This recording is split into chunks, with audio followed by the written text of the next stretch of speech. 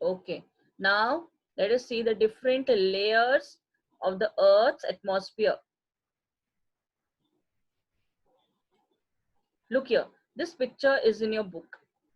Okay. This diagram is about the Earth's atmosphere. Now you can see this line, which is a blue line. This is the surface of the Earth.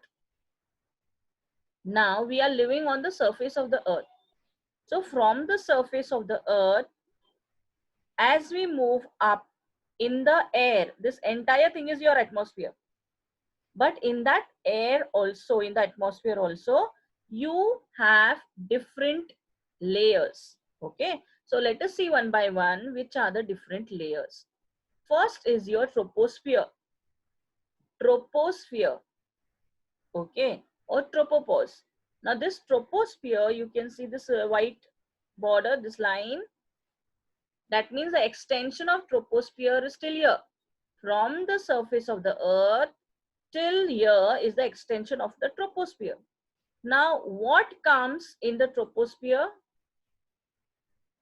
You can see in the troposphere, we are over here, this part.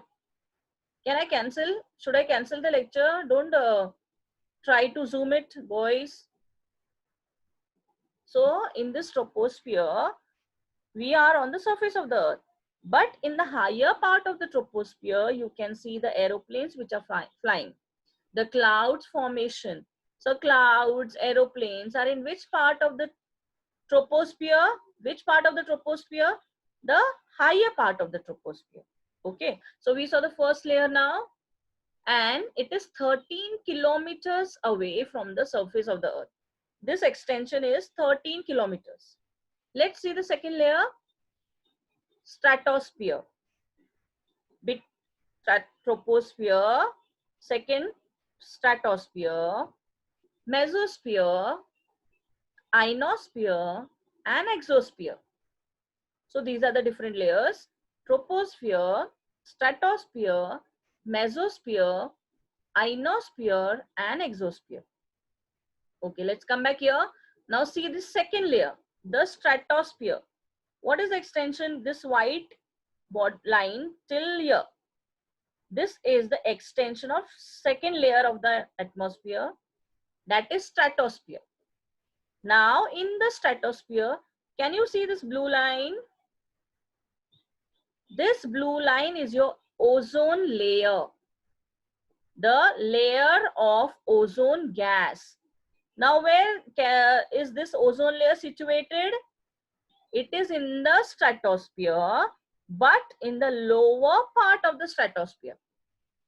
So in the lower part of the stratosphere, you have the ozone layer. Okay. And what is the importance of the ozone layer? As I will continue, I will explain you. Now, after the stratosphere, here is your mesosphere and ionosphere. See, in the ionosphere, what things can fly in the ionosphere?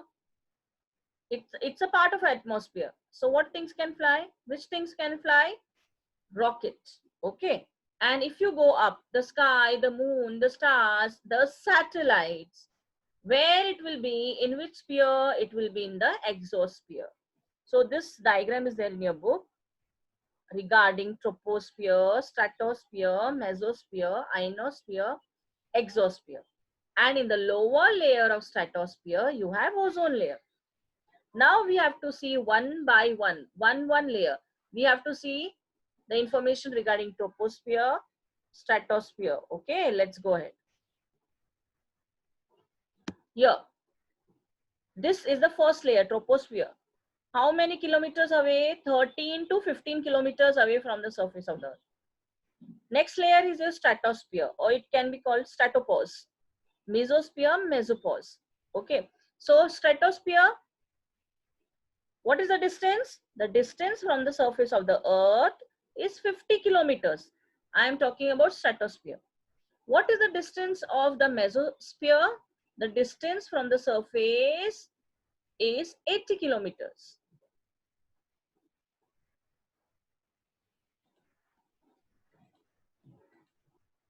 Now, again, this is a diagram for you all to make you understand the different layers. And please read the spelling also. The first layer is your, we are talking from the surface of the earth. We are going up like this. So troposphere, then we have the stratosphere, second layer, then mesosphere, ionosphere, and exosphere. So we have the different layers: troposphere, stratosphere, mesosphere, ionosphere, and exosphere. And as I told you, in the second layer, stratosphere, in the lower part of the stratosphere, over your lower part, you have the layer of ozone gas. That is the ozone layer. And I told you the distance of the troposphere, 13 kilometers, 13 to 15 kilometers, and the distance of stratosphere, 50 kilometers.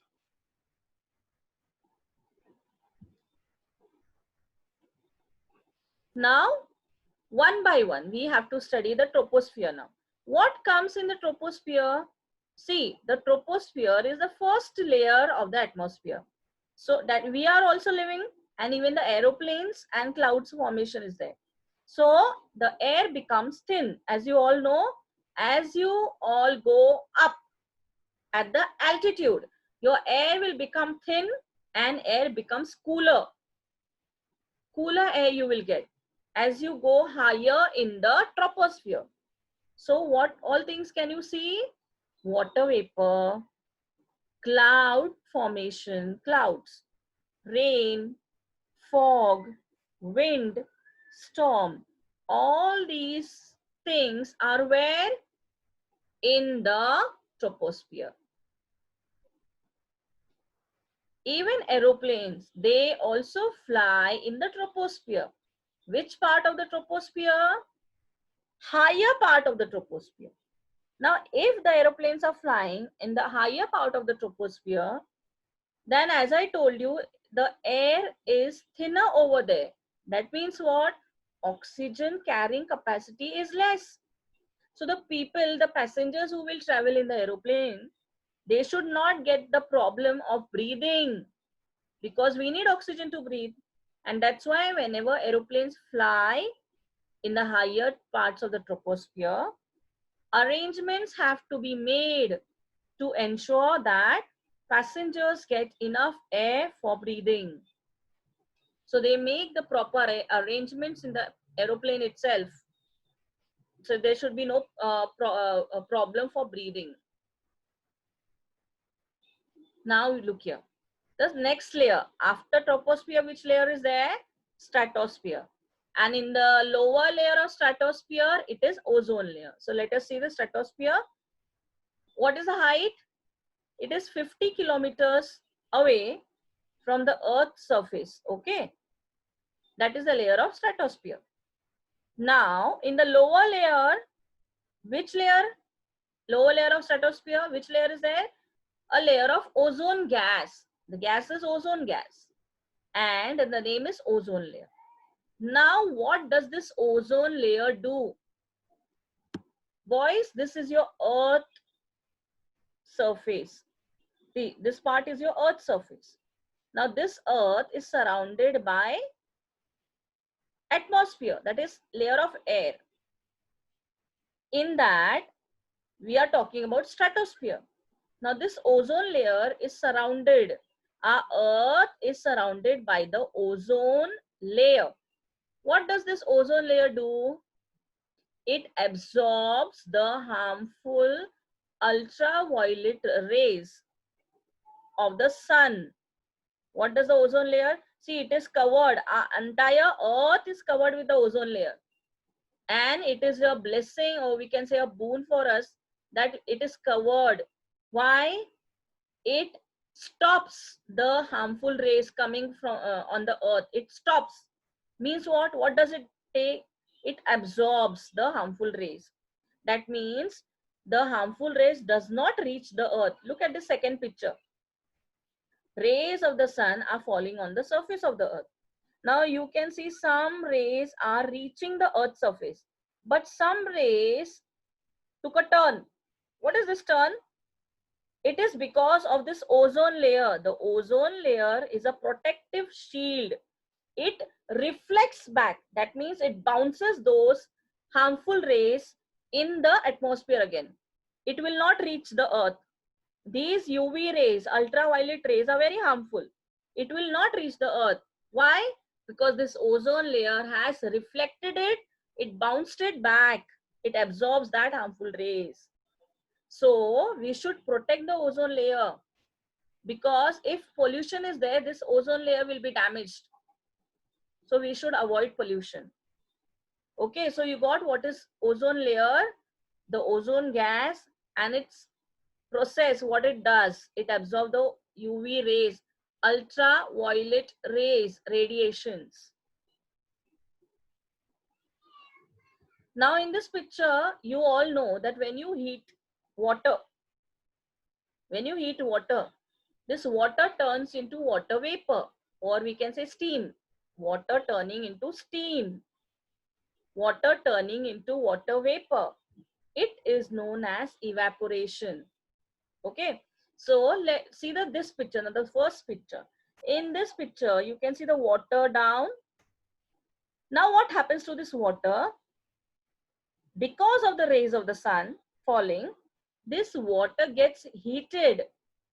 And once the water gets heated up, it forms water vapor. Where this water vapor will go? This water vapor will rise up in the air. Then where it goes? This water vapor, when it rises up in the air, where it goes? It stops somewhere because it cools down up. So now we have to see ahead what happens to that water vapor. Look here in this picture, you can see this is water. Okay, this is a groundwater. As I showed you, this groundwater flow is here. This water will flow here in the sea, lake, oceans. Okay, what happens to this water?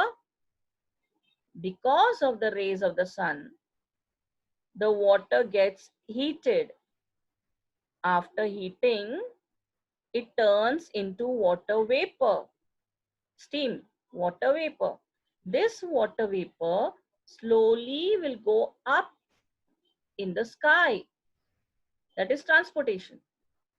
But once it reaches, this water vapor, water droplet reaches, again, because of the cool atmosphere at a height, this steam which was there, this water vapor which reached over here, will turn into water droplets. And it will form clouds. After formation of clouds, again it will come down in the form of rain. Okay, now why this is happening? Why it comes down in the form of rain? Formation of water droplets are there, it forms clouds. Why it falls down? Now look at my screen. I want to explain you something. Look at the screen. Now suppose this is your cloud. Okay, so imagine this is a bag. Now if I am going to pour all the things in my bag, there will be one at certain particular moment, this bag, if I will keep on loading the bag with a heavy things, what will happen to this bag? It will tear off because the capacity to hold is over. It cannot hold more things and it tears off. Same thing happens over here. Look on the screen now. Now this cloud formation is what? Water droplets are there. Water droplets are collected in the clouds. That is condensation process. Now this cloud cannot hold the water droplets because it is becoming heavy now. The water droplets are becoming heavy. It cannot hold. So once the cloud cannot hold those water droplets, it falls down. How it falls down? It falls down in the form of rain. So when this water droplets which are there in the clouds, they fall down in the form of rain, that process is known as precipitation. Okay, and again it will be converted into water. Again this entire water cycle will be repeated.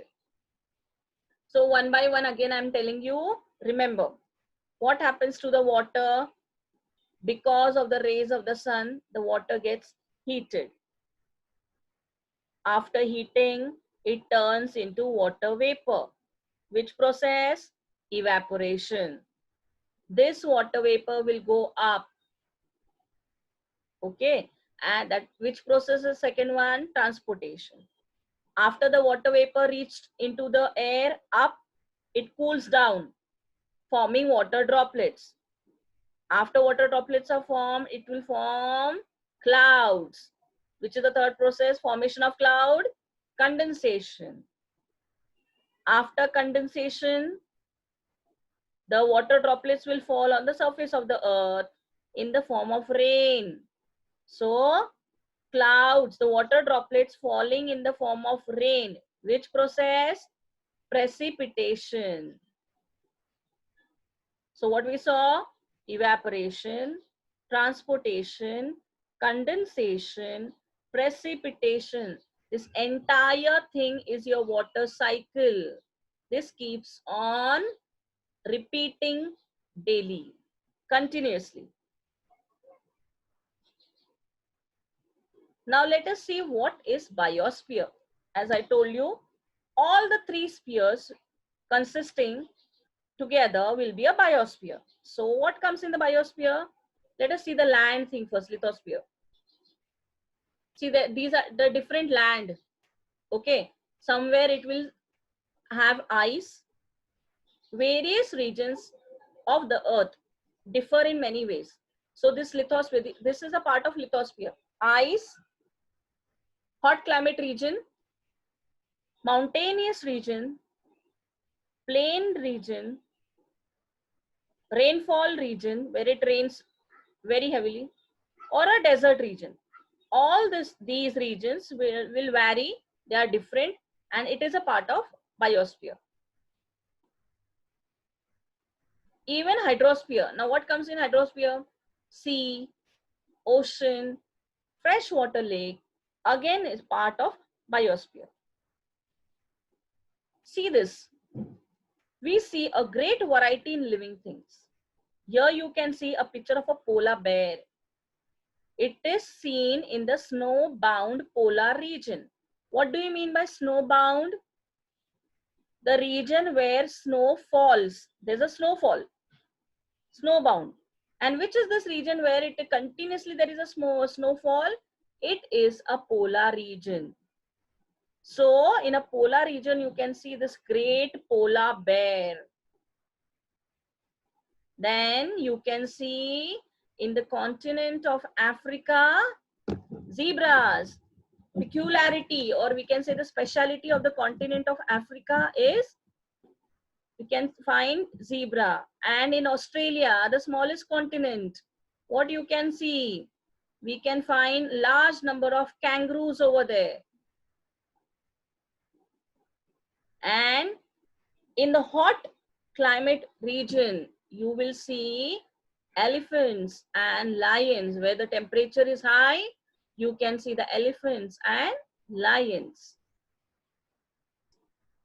You can also add some more different animals, birds, plants, and microorganisms all together consist of a biosphere.